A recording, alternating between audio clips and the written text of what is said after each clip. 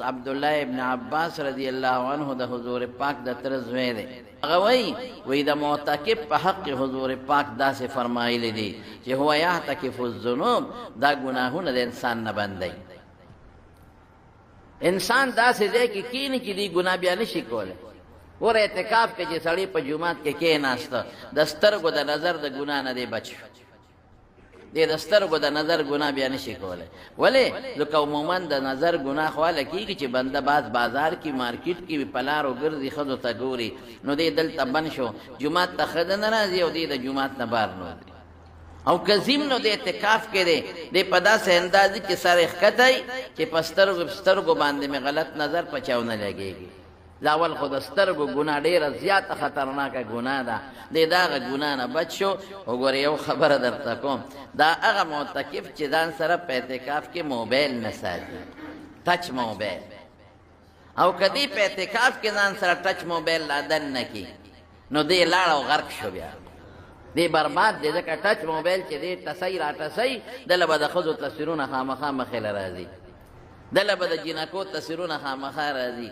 دله به ډرامې او فلمونه خامخا مخې له راځي نو اعتکاف کې به ټچ موبایل بالکل نه استعمالوي بلکې زه خو دا وایم ملګرو ته چې عام موبایل هم نه استعمالوي ځان مکمل کټ کړئ د کور نه د دوستانو نه ځان کټ کړئ یاره زه به پې ضروري سوال جواب کوم ډوډۍ راله راوړه زه به پې کور سره ضروري خبره کوم چې ما ته پېشمني پاسې او ماله راوړی دا پخوا چې موبایل نه وی نو خلکو اعتکافونه څنګه کول دا موبایل چې نه وی نو د خلکو دا ضرورتونه پوره کېدل او که نه نو اعتکاف اصل بندېدل ځان الله سره ټچ کا او د مخلوق ځانان قطع کا بلکل چې موبایل جومات ته یونسي موړی که جواز هم شته د بعضې موقعو بعضې ضروریاتو په بنیاد نو هم ځان سره موړی یکسویي پیدا کړې رب العالمین ته او ټچ موبایل خو چې بلکل معتکف ځان سره اعتکاف ته یونسي یو څو کاله مخکې دا د لسو دولسو کالو خبره وه پخوا په دې دغه کې دا شیدونه دا نور نو ما ته یو اطلاع راغلی و ما په جمعه کې ویلې مې یاره لس پنځلس کاله مخکې وی معتکفین په جومات کې ناست و جومات کې تاش کو هلکه تا جواري نه وی جواري نه کوله خو په دې ځان له روژه لنډوله مې دې ته سوچه مسلمان وایي تاش په جومات کې کې د خدای سپېره بیا راته چاوي خو چې دا هغه مخ دا خو حقیقت و دا خو جومات هم راته و کسان هم راته وښول بیا ما جمعه کې پې ردم کړو او بیا راته چا ویلي خو دا خبره ما ته پته نشته خو ویلي وی لړو پکې خلکو کوله په جومات هلکه ته خدای ته ناست نو اعتکاف داسې نه دی دا نه چې جومات ته دوه درې ملګري هلکان اکثر د هلکان درې څلور کسان جومات کې کښېني یو بل سره ګپ شپ لګوي او خپلې یارانې په جومات کې پایلي داسې نه الله دپاره وکړي د جومات خپل آداب دي په داسې طریقه به اعتکاف نه کوي چې د جومات بې ادبي پکې راشي بیا خو به تباه شي چې رمضان هم وي او د لیلة القدر شپې ورځې وي او تا نه بیا هم د جومات بې ادبي وشي او په رمضان کې د جنو شنو غرق هم شوی ثواب هم ډېر دی خو وبال هم زیات دی نو د نظر د ګناه نه پکې سړی خلاص یې نمبر یک دا ډېره لویه خبره ده څومره خدشه شوه دویمه څه ده دویم سړی پکې عبادت زبردست کوي زبردست عبادت پکې کوي فرض خو پکې د سره تکبیر اولا لاندې کوي تکبیر تحریمه لاندې کوي داسې خو موږ دغه د نه رامنډه کړو چې امام ښه راته پته چې امام هر کله په رکوع ته ځي بس راغرب او په تراوو کې هم ناست دي ګپ شپ لګوي چې امام د دویم رکعت رکوع له ځي یا د لومبي نه ورسره زر په منډه شي ودرېږي ورسره تکبیر تحریمه رسول الله صلی الله علیه وسلم فرمایي د دنیا او دنیا کې چې څه دي د هغې نه بهتر دی د دې خو ډېر لوی ثواب دی ډېر لوی اجل دی او رسول الله مبارک فرمایي چې کم انسان څلوېښت ورځې څلوېښت منځونه تکبیر تحریمه سره لاندې کړي څلوېښت منځونه تکبیر تحریمه سره د لاندې کړه دی منافق نه دی دی د منافق نه خدای وویسته د ده د اور نه براءت راغی څومره لویه خبره ده مولانا رشید احمد ګنګوهي رحمت الله علیه یو ځل راغی یو مجلس ته او په هغه مجلس کې خلکو ورسره ستړي مشي شروع کړل دلته جمع تیاره دلته کې ستړي مشي شروع شي نو ما خو تاسو ته ویلو چې د ستړي مشو خپل آداب دي ګورئ جمع ځینو چا سره ستړي مشي مه کوه پرې چې جمع لاندې کړي یا چې د قرآن شریف تلاوت کېږي اکثر موږ د پروګرامونو له لاړ شو هلته د قرآن تلاوت شروع وي خلک ټول راپاسې موږ سره ستړي مشي کوي نو زه خو د قرآن نه قیمتي نه یم قرآن قیمتي د قرآن اورېدل قیمتي دي. نو که هر څومره لوی عالم هم راشي او د قرآن تلاوت کېږي، بلکې زه خو وایم چې د حضور پاک نعت هم ویلي کېږي، نو هغې ته هم اورېدل هم بهتره ده چې هغې ته غوږ کېږدی. د حضور پاک صفت کېږي، ما وایه ستړي مه شي چا ته، بس په یو سنت به عمل وشي. که تلاوت کېږي دی د سلام هم نه اچوي، او که تلاوت نه کېږي ملا صاحب به سلام وچې ټول به وي وعلیکم السلام. لازمه خو نه ده چې ته ورپاسې او ستړي مه شي کې او ورترغاړو دی. د دې آدابو نه ځان خبر کړو. نو خلق پستړو مشو پستړو مشو پستړو مشو په خیر په خیر په خیر د هغې غریب نه تکبیر اولا لا مونځ اعلان دی که لومبۍ رکعت اعلان دی که امام سره، خو تکبیر تحریمه سره شرکت د امام سره هغه ته فوت شو. ایله رکو لراغې بس رکو کې شرکت وکړو. اگر چې بعض علما دا هم وایي چې رکو کې دې هم شرکت وکړو، تکبیر اولا دې لاندې که، خو دا کمزورې خبره ده.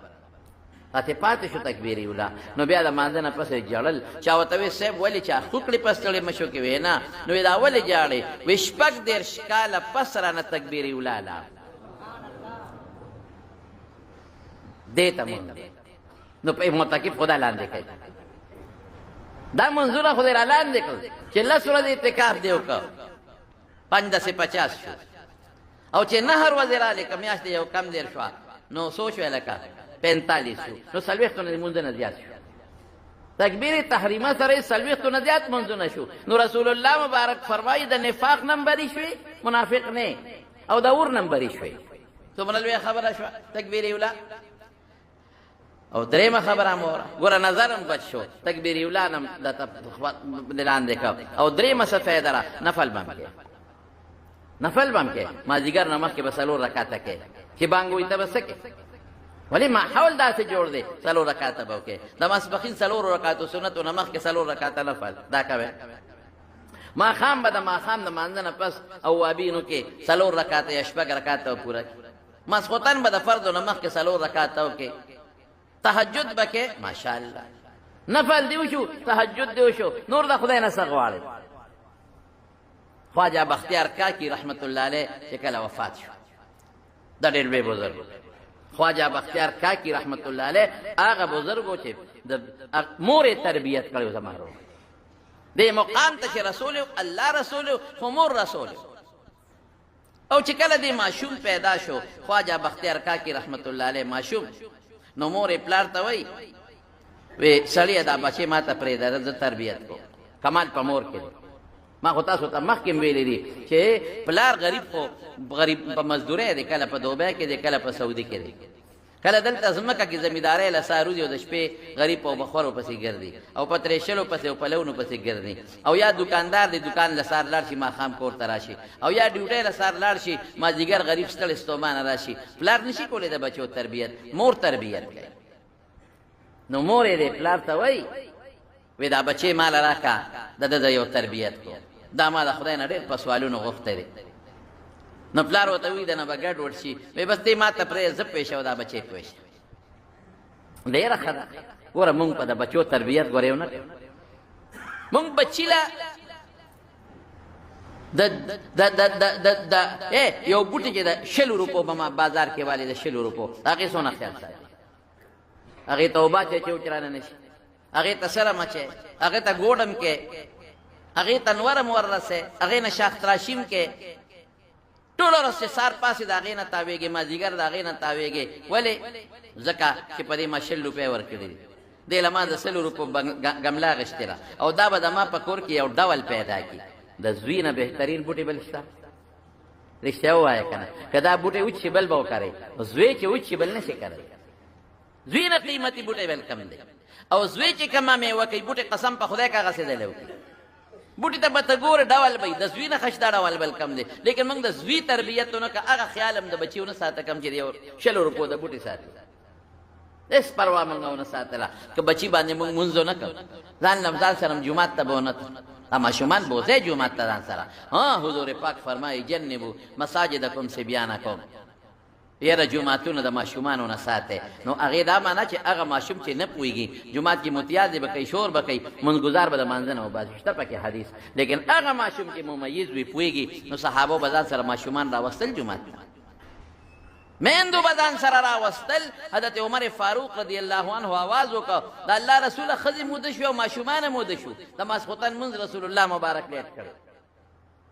نو ماشومان جماعت ته راوستیم دي او منع هم کړې ده. نو عالمان تطبیق دا کوي چې کم ماشوم شور کوي نه پوهېږي، یا کم ماشوم داسې وي چې هغه متیازو یری وي، یا مور پلار د مانځه نه خلکو ته شور جوړوي مراوله، او که داسې ماشوم چې پوهېږي راوله چې بدل بدل شي. یا ته راځې او کور کې څوکي نه، هغه به صحابه د سیل مې راتلل، نو بیا خیر دی هم راوستی شي.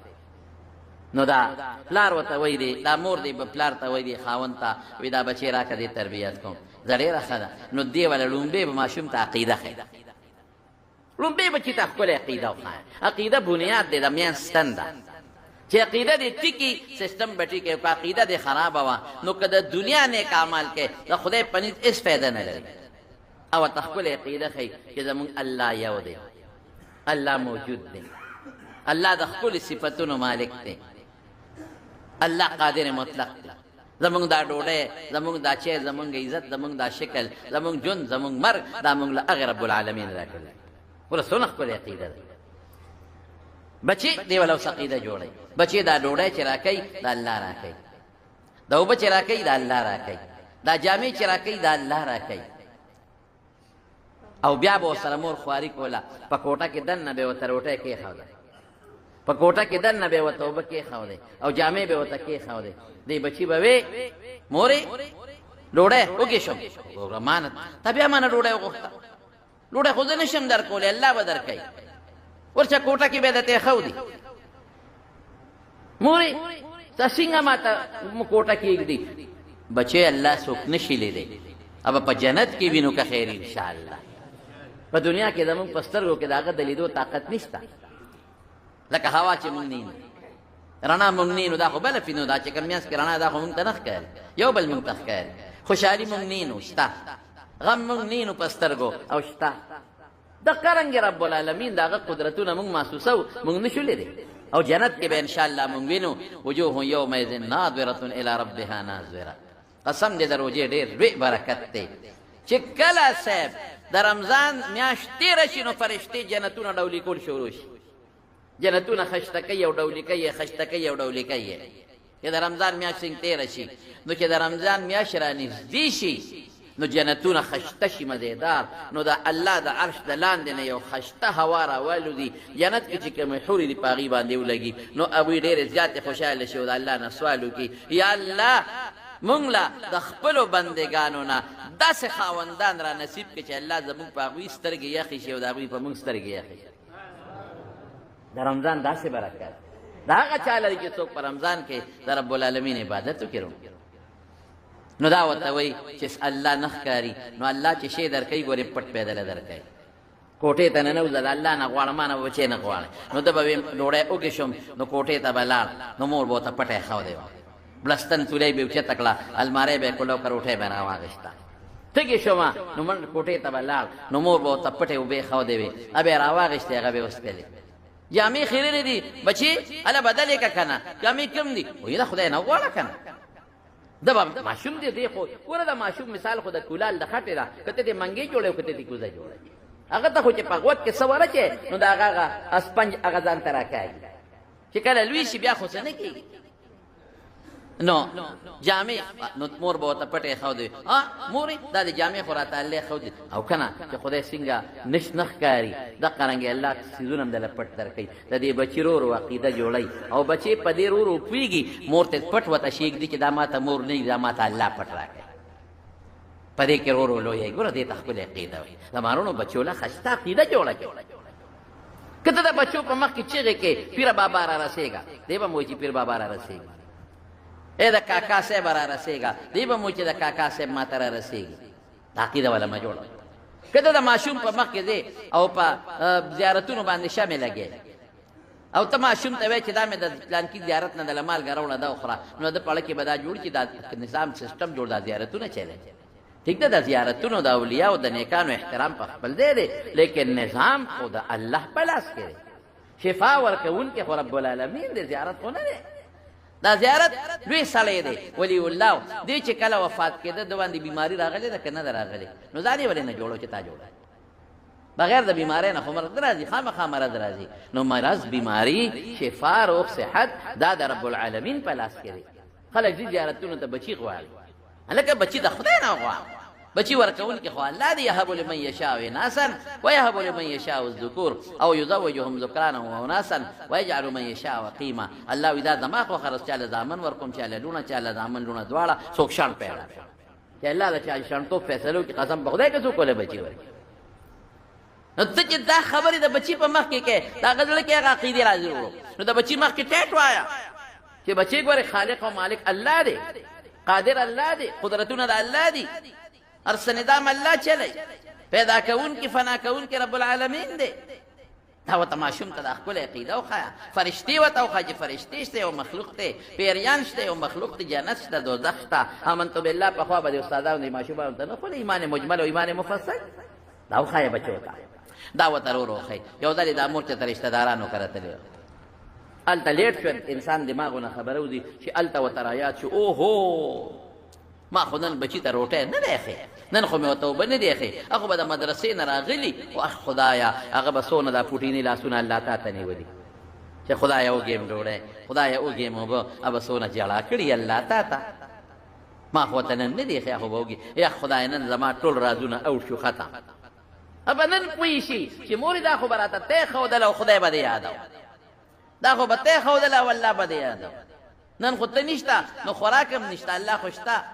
دا دی ما سره څه چل ول کو دروغ دی راته وی بس مور را برقه را په سر کو رازغلی یا خدای چې دا بچی مې لیټ شوي د مدرسې نه چې د ورشم چې خوراک وته کېدم، چې د ورشم چې اوبه ورته کېدم، چې دا څنګه راله اوس بچی ناستې په کټ کې او مورې سلام علیکم ما شکي شوه بچی څنګه څه وخت راغلې راشه که نه مورې نن خو ته نه وې زه چې رالم نو الله ته په دې مصله ودرېدم او لاسونه مې ورته پورته کړل ما وی الله نن خو مې مورم کور نشته ما له ښکلې خوراک راکې وږېم، نن مې مور نشته او تږېم الله ما له اوبه راکې کوټې ته ننوتم راشه مورې داسې خوراکونه راته الله ښودلي چې په ژوند کې مې داسې چېرته نه دي خوړلي، داسې شربتونه او جوسونه پراته دي چې خوشبویې کوي او تاله مې مورې پرېښې ده داسې خوراک پروت دی. بس مور پوه شوه چې زما د بچي کنیکشن د الله سره ولګېده، اگر چې د اسبابو لاندې څیزونه هغه الله تعالی ډایرکټ نه درکوي، درکولی شي خو نه درکوي. ابه ته خپل ځان لاس پې به لقې نو بیا ورکړه د خدای لاس کې ده په سبب نتیجه بیا خدای مرتب کوي، خو الله کولم شي، الله کولم شي بې سبب هم خدای کولی شي. هغه که د نیک بنده نه صادر شي کرامت ورته وایي او که د پیغمبر نه صادر شي معجزه ورته وایي. بس مور پوه شوه هغه ماشوم نه خدای څوک جوړ کړ خواجه بختیار کاکي رحمت الله لوی شخصیت ته خدای جوړ کړ. نو دا خواجه بختیار کاکي ډېر لوی شخصیت و چې کله وفات شو جنازه تیاره ده، د دنیا خلک ولاړ دي، صاحب صفونه ولاړ دي، ټول خلک په دې په انتظار چې جنازه به څوک کوي، شاگرد به کوي، خلیفه به کوي، څوک به کوي جنازه. دې کې یو دنیا زرګونه لکونه خلک دي، دې کې یو سړی راووته وایي خدای مو بخښه خواجه صاحب یو وصیت کړی چې زما جنازه به هغه څوک کوي چې څلور صفتونه یې پکې، دومره غټه جنازه ده چې بادشاه وزیران هم پکې ولاړ دي. زمانه ده چا ده شمس الدین التمش زمانه ده، بادشاه شمس الدین التمش دی هم ولاړ دی، وزیران مشیران ټول ولاړ دي. هغه څوک به زما جنازه کوي چې هغه کې دا څلور صفتونه وي. یو صفت دا چې غلط نظر به په ژوند کې په چا نه لګول، غلط نظر هلکه څوک د دې نه خلاص شته. یو دا چې غیر اختیاري ولګي په انسان هغه معاف دی، لومبې نظر غیر اختیاري، لومبې نظر قصدن نه ګوري، غیر اختیاري لومبې نظر ولګي نو هغه معاف دی، خو بیا به ورپسې میشوالې نه کوي، دوباره به نه ګوري. خیر دا د ګناه علامه ده. نمبر 1. نمبر 2 چې دویم صفت پکې دی چې تهجد یې چاته نه پرې هلکه خلک خو کوي خو کله دې پاتې دي. دریم صفت دا چې د مازدیګر نه مخکې دا څلور رکاته نفلې په ژوند کې نه پرېښې، او څلورم دا چې په ژوند کې تکبیر اولا ته نه پاتې شوی. څه وشو هلکه څلور غلط نظر د ګناه نه چلولی، څلور رکاته مازدیګر نه مخکې دا نفلې همیشه کړي، تهجد یې کړي، تکبیر اولا نه پرېښې. بس ټول خلق په شک کې پرېوتل، عالمان نیکان صالحان چې خدای مونږ خو تهجد کوو خو کله کله قرآن پاتې شوي، کله نظر هم رانه غلط لګېدل، کله مازدیګر نه مخکې ناوخته شوي دي هم پاتې دي، او کله رانه څه ورته تکبیر اولا هم پاتې دي. هېڅوک چې راونه وتل جنازه تیاره وي خدای مو بخښه که څوک وي داسې روځی یو سړی راوړی سر یې پټ دی سر یې پټ دی خواجه بختیار کاکي رحمت الله علیه دا مخ یې ښکاره کړ وی ستا کار خو به وشي خو موږ دې وشرمولو ستا کار به وشي جنازه به دې وشي خو موږ دې رسوا کړو ولې دا شی ما پټ ساتلی اوس به خلکو ته پته ولګي چې دکې دا څلور صفتونه شته نو جنازه یې وکړه نو چې جنازه یې وکړه او مخ یې راوړو څوک و د وخت بادشاه شمس الدین التمش بادشاه دې ته بادشاهان به داسې خلک د خدای نه به یارېده کم بادشاه چې د الله نه یریږي او په زړه کې د خدای یره پرته وي د سره به الله مدد کوي او که کم بادشاه په زړه کې د خدای یره نه د سره به خدای مدد اړوي نه څومره چې سړی منصب لویږي ذمه داري زیاتېږي یو سړی د کور مشر دی د کور ذمه دار دی دنه به د خپل کور تپوس کېږي یو سړی د محلې مشر دی دنه به د ټولې محلې تپوس کېږي یو سړی د کلي مشر دی د ټول کلي تپوس پاتې کېږي یو سړی د ضلع مشر دی ضلع تپوس پاتې کېږي غرق دی که صحیح خیال نه ساتي یو سړی د صوبې مشر دی د غونډې صوبې تپوس پاتې کېږي یو سړی د ملک مشر دی د غونډې د ملک تپوس پاتې کېږي کلکم راع وکلکم مسئول عن رعیته ځکه خو حضرت عمر فاروق رضی الله تعالی عنہ فرمایي وی که د فرات دریاب په غاړه سپی د تندې مړ شو نو یې تپوس پې د حضرت عمر راکېږي د دریاب غاړې ته ولې تندې نه مري دریاب ته ژبه ورښکته کړي که نه لیکن که دریاب په غاړه سپی د تندې مړ شو نو تپوس به د حضرت عمر راکېږي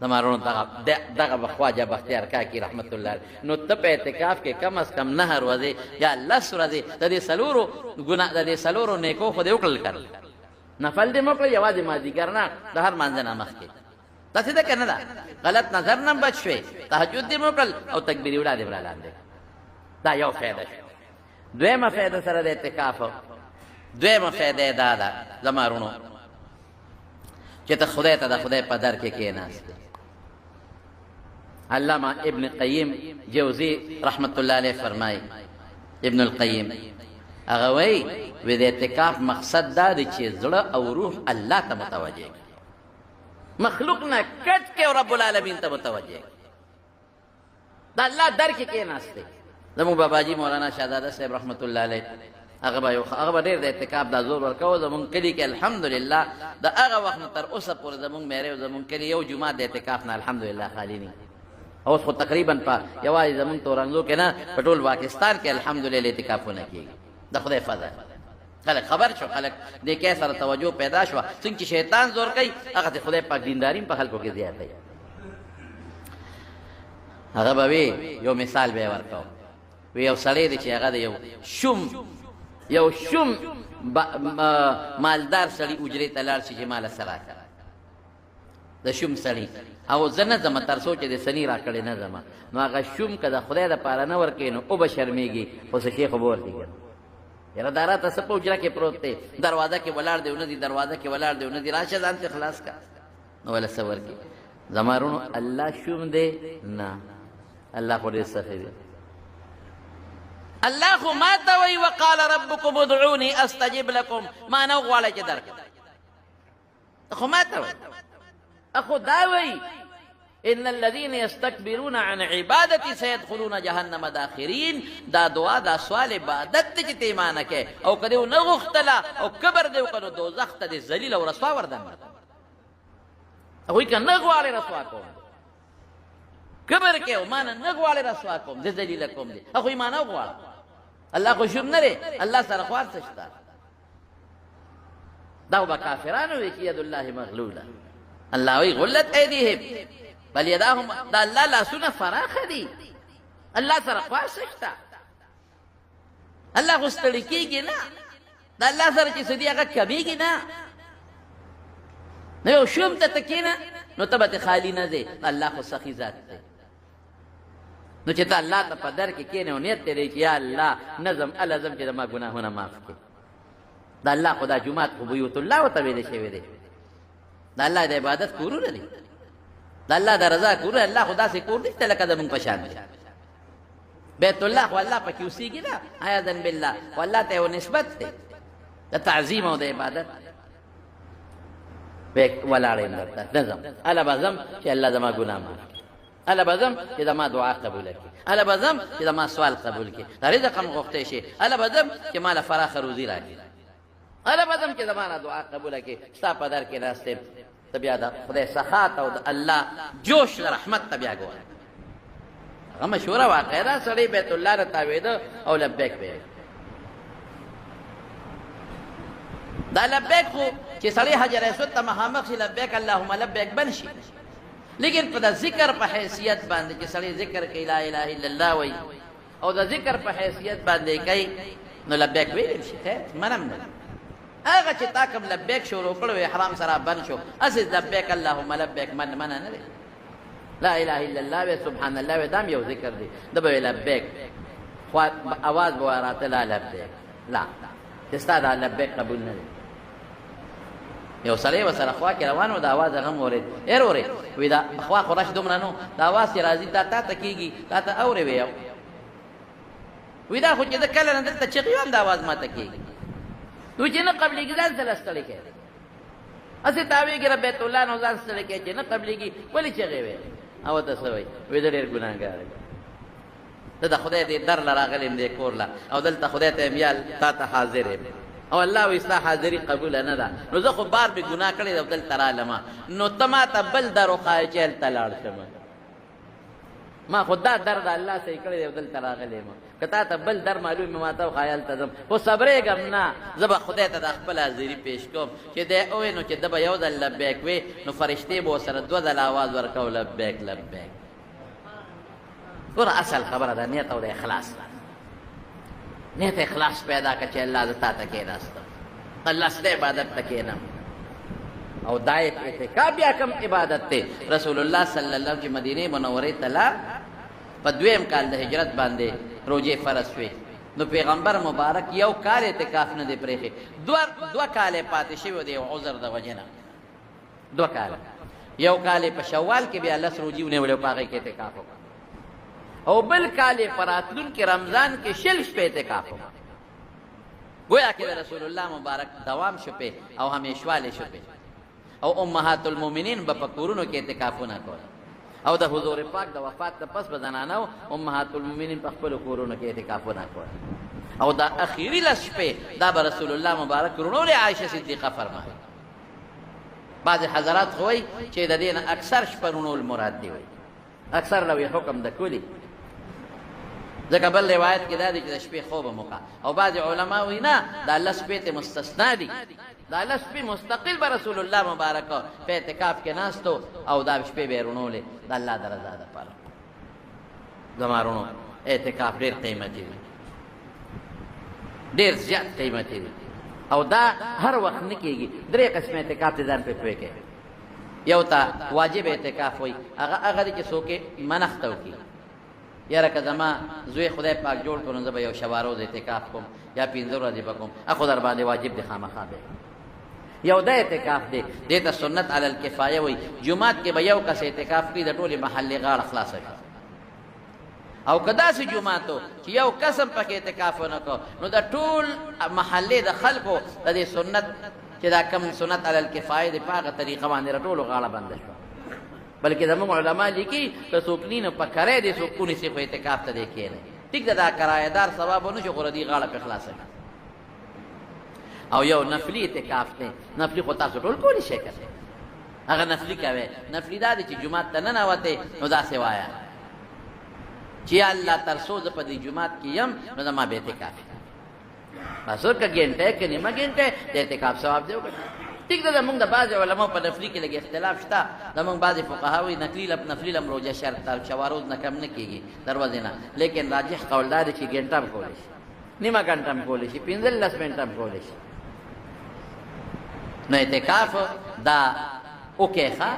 2 قسم جمعات کې کولی شي، 3 قسم جمعات کې کولی شي، 4 قسم کولی شي. یو لوی عالم دی علامه شعرانی، دا هغه یو کتاب دی کشف الغمه، هغې کې لیکلي د حضور پاک حدیث یې راوړلی د پیغمبر علیه السلام، وایي چې څوک په رمضان کې په دې اخیري عشره کې اعتکاف وکړي دله به خدای پاک د 2 حجونو د 2 عمرو ثواب ورکړي، د 2 حجونو د 2 عمرو ثواب بدله درکړي خدای پاک. ما که حواله د کتاب درکړه ده. او یو بل حدیث د رسول الله صلی الله علیه وسلم هغه کې دا دي چې څوک د ماښام نه ماسخوتنه پورې د ماښام نه تر ماسخوتنه پورې څوک اعتکاف وکړي، ماښام مونځ وکړو بیا کېناست تر ماسخوتنه پورې، نفلي خو کولی شي او دې مونځ کوي، نفل کوي او د قرآن شریف تلاوت کوي، دله به خدای په جنت کې محل جوړ کړي. زمارونه اعتکاف وکړي. ښه هغه یو شاعر وایي چې نکل جائے دم تیرے قدموں کی نیچے، یو سړی چاته کینی کنه نکل جائے دم تیرے قدموں کی نیچے، یہی دل کی حضرت ہے یہی آرزو ہے. خپل معشوق ته وایي وی زما تمنا دا ده چې زما نه ستا ستا د قدمونو په دې خپو کې وځي. مونږ وایو الله تا ته اعتکاف ته کېناستو، دا مو تمنا ده چې ستا په دا در کې زمونږ نه څه وځي، خو چې تا ته مونږ کېنو نو الله به پې څونه خوشحالېږي. دست طلب دراز کردم تا کام من برآید، دست طلب دراز کردم تا کام من برآید، یا تن رسد بجانان یا جان د تن برآید. وی ما دا خپل طلب لاس الله ته مخامخ نیولی دی، یا به د جانان یاد یا به ورورسېږم او یا به مې ستا د وجود نه وځي. زمارونو د اعتکاف یو دقه فضیلت او فایده ده. او بل حافظ ابن قیم لیکلی دی چې ما چې کوم حدیث اوس دغه حدیث په رڼا کې چې ټول احوال دې په عبادت بدل شي. رسول الله صلی الله علیه وسلم فرمایي یعتکف الذنوب، ګناهونه درنه بندوي، ویجرى له من الحسنات كعامل الحسنات كلها. دا حدیث مشکات شریف کې د خوب عبادت ته، د ناست عبادت ته، د ولاړ عبادت ته. دې چې اعتکاف ته کېناست او تر څو دې اوتیني دا یو سکنډ نه د په عبادت کې لیکلی کېږي. بل زمارونو یو بل اجر او ثواب هم شته پکې، هغه دا دی چې دې کې لیلة القدر را روانه. لیلة القدر نو د لیلة القدر متعلق پوره تفصیلی بیان به انشاءالله زه په راتلونکي جمعه کې کوم، خو صرف خلک به اعتکاف ته کینی چې کم کسان چې هغوی ته دا پته ولګي. لیلة القدر کله دی؟ په اخیري لسو شپو کې یوه شپه ده. بعض روایاتو کې راځي چې دا یویشتمه شپه ده. بالکل د بخاري شریف حدیث دی. یویشتمه رسول الله صلی الله علیه وسلم وفرمایل، بخاري شریف کې راځي چې ما خوب ولیده، لیلة القدر راته الله په خوب کې وښودل، او ما چې سجده ولګوله نو ما په خټه کې او په اوبو کې سجده ولګوله. په خوب مې ولید لیلة القدر راته الله په خوب کې وښوله، او چې ما سجده ولګوله نو سجده مې په اوبو او په خټه کې لګولې ده. نو صحابه وایي جومات باندې بره خټه نه وه، هسې چتو د څانګو سفر کې ورته ویل کېږي. نو په اوویشتمه باندې خدای باران وکړ، اوویشتمه شپه. وایي مونږ چې سار د حضور پاک مبارک مخ ته وکتل نو په تندي باندې او په پوزه مبارکه باندې د اوبو د خټې نښې پرتې وې، ځکه لاندې جومات خټه شوی نو په هغې کې سجده کړې وه. نو د هغې نه معلوموي چې دا یویشتمه شپه ده. دا خبره باندې ته خلاصه کړم چې دا کوم اعتکاف ته کښېني چې هغې یې ووایي. او بعضې علما وایي درویشتمه ده، لکه حضور پاک مبارک یو ځل تپوس وکړو، وی نن څه ورځ ده؟ د رمضان څویمه ده؟ وی نن دویشتمه ده. وی ښه بېګاله لیلة القدر ده، څوک درویشتمه یادوي. او حضرت عبدالله ابن عباس رضی الله عنه چې ما وختي درته ذکر وکړ، هغه وایي وی د شپو دومه او ما ته چا وایي چې پاسه لیلة القدر شپه ده. وی چې پاڅېدم راویښ شومه نو یې حضور پاک مبارک په مانځه باندې ولاړ او ډېر په خشوع خضوع باندې لمونځ کو. وی دا درویشتمه شپه او څوک وایي نه د اوویشتمه ده. زیات علما وایي چې د اوویشتمه شپه ده. د هغوی دپاره هم دلایل شته. د دې ایت نه د دې لیلة القدر د دې صورت نه هغوی معلوموي. وی لیلة القدر لفظ چې دی وی دا پکې 3 ځله راغلی او یې حرفونه یې 9 دي. 9 له چې 3 کې ضرب ورکړي وي 27 جوړېږي. او دې کې راځي هي حتی مطلع الفجر، وی دا هي د دې 20مه کلمه ده. بهر کې دا د علماء اقوال دي. زه درته دا وایم چې رسول الله صلی الله علیه وسلم د کور نه راووته، دوه صحابه کرام په جومات کې یو بل سره په باسو، او چې راووت نو صحابه ته وفرمایل وی ما ته خدای پاک لیلة القدر وښوله، وی راووتم لاخبرکم چې تاسو له خبر درکړم، خو یې فلان کې او فلان کې یو بل سره په جګړه و نو زما نه خدای یې راکړه. ګوره جومات کې جنګ او باس کول او یو بل سره جګړې کول دونه په الله خفه کېږي. وی خدای رانه یې راکړه. یاره وی دا یېرېدل بدله بهتري انشاءالله العظیم. نو علما لیکي اقوال ګورې پکې ډېر دي ښه چې دا دایره ده. دایره سمانه الله اصل کې لیلة القدر خو هغه شپې ته وایي چې الله پکې د لوح محفوظ د قرآن شریف د لومبي اسمان ته نازل کړی دی. لیکن دا برکت خدای پاک کله یې ویشتمې له ورکوي، په یو رمضان کې یې ویشتمې له ورکوي، د حضور پاک زمانه کې هم داسې وه، بل رمضان کې دویشتمې له ورکوي، بلکې دیرشتمې له ورکوي، بلکې څلېرویشتمې له ورکوي، بلکې پنځویشتمې له ورکوي، بلکې شپږویشتمې له ورکوي، بلکې اوویشتمې له، بلکې اتهیشتمې له، بلکې یو کم دېرشمې له. رمضان کې خدای پاک اړی راغی. نو دې کې حکمت څه شو؟ حکمت دا چې لس شپې څوک عبادت وکړي په دې نیت چې دا به لیلة القدر شپه نو د لسو د لیلة القدر د شپو ثواب به وله خدای پاک ورکړي. که معلومه وه خو بیا به خلکو هغه یوه شپه عبادت کوي، بل دعا پکې قبلېږي. رسول الله مبارک فرمایي یو ټیم دی پکې چې هغې کې انسان دعا وغواړي رب العالمین یې دعا قبلوي. نو عایشې صدیقې تپوس وکړه رضی الله تعالی عنها، وایي که زه پوه شم په هغه ټیم باندې نو د الله رسوله زه به څه وایم؟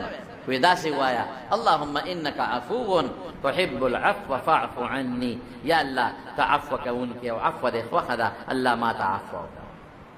نو تاسو دغه دعا کوئ که نه یو ټیم به پکې راشي یا الله ته بخونکی یې، بخنه دې خوښ هم ده چې مخلوق وبخې، یا الله ما معاف غلطي معاف کوونکی یې او غلطی معاف کول د خوښ هم دی، یا الله ما معاف کا.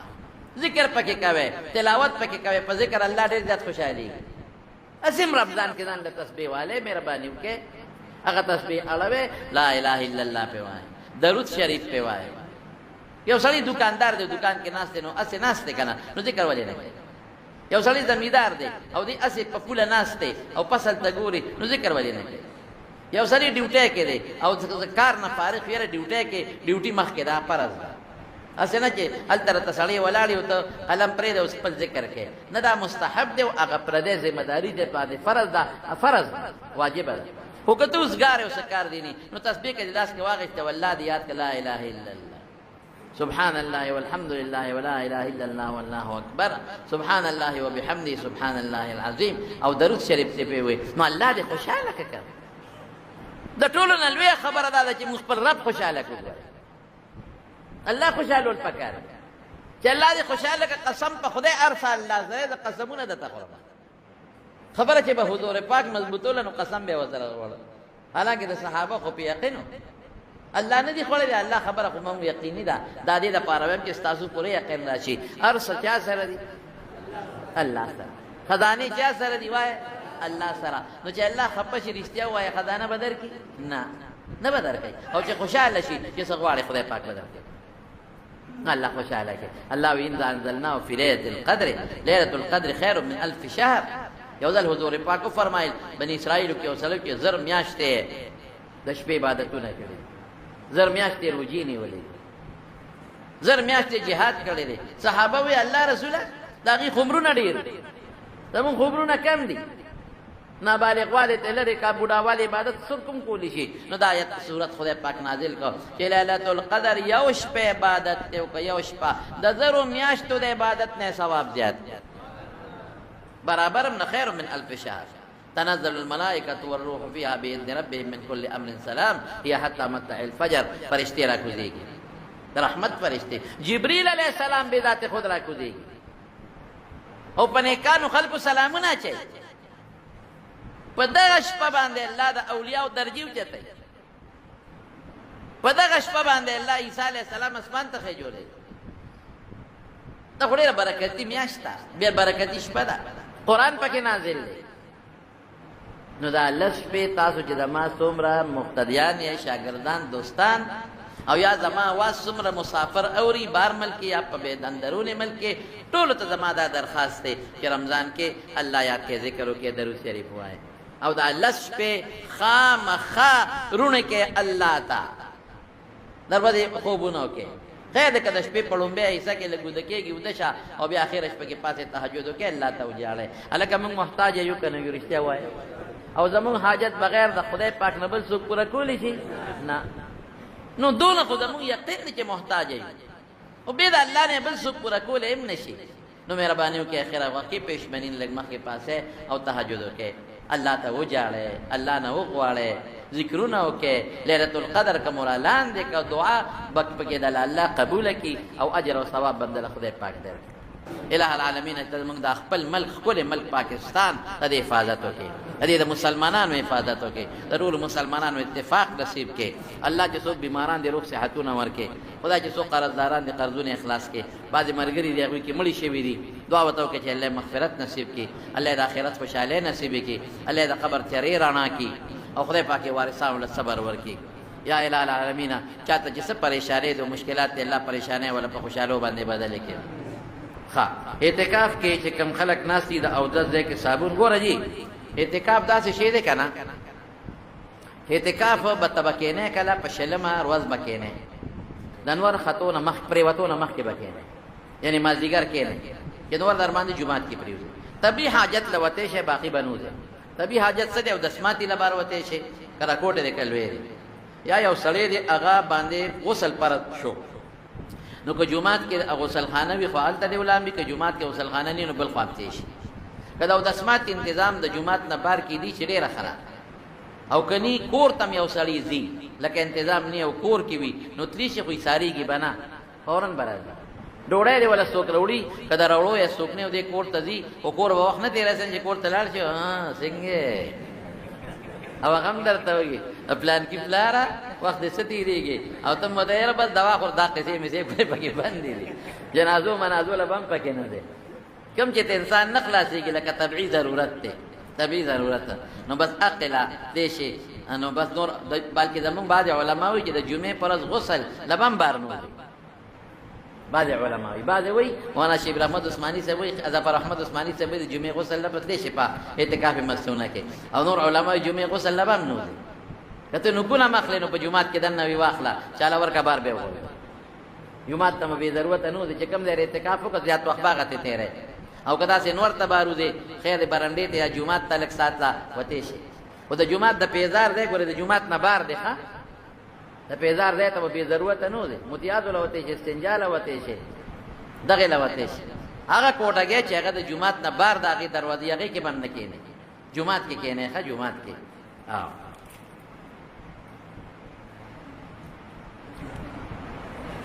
بس دا فیسبوک باندې راولم کېږي به دا دنیا ده چې څوک د دین خبرې کوي نو دغه ورپسې لګیږي ایا پښتانه وایي فقیر به لګي سفر به کوي سپي به غاپي داسې ده که نه فقیر به سفر کوي سپي به غاپي د دیوبند علما الحمدلله د دین خبرې کوي لګیا دي او د دین متعلق خبره به کوي او چې څوک غاپي به خپل کار به کوي چا پسې به مخ نه اړوي موږ د الله د رضا دپاره هر کار د خدای د رضا دپاره پکار بس